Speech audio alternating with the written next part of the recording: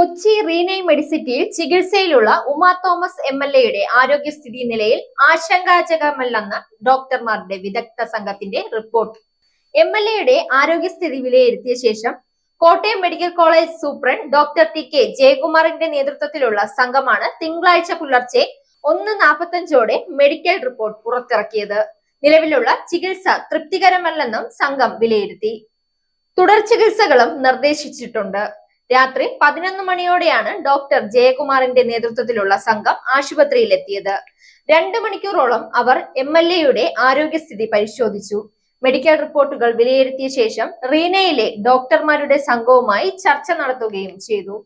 Doctor ജയകുമാറിന് പുറമെ ഡോക്ടർമാരായ ആർ രതീഷ് കുമാർ, ഫിലിപ്പ് ഐസക്, പി.ജി. അനീഷ്, സിജോ ജോസഫ്, ജോസ് ജോൺ എന്നിവരാണ് വിദഗ്ധ സംഘത്തിൽ ഉണ്ടായിരുന്നത്. സാഗ് ന്യൂസ്, തിരുവനന്തപുരം. വാർത്തകൾ വിരൽത്തുമ്പിൽ. വാച്ച് സാഗ് ന്യൂസ്.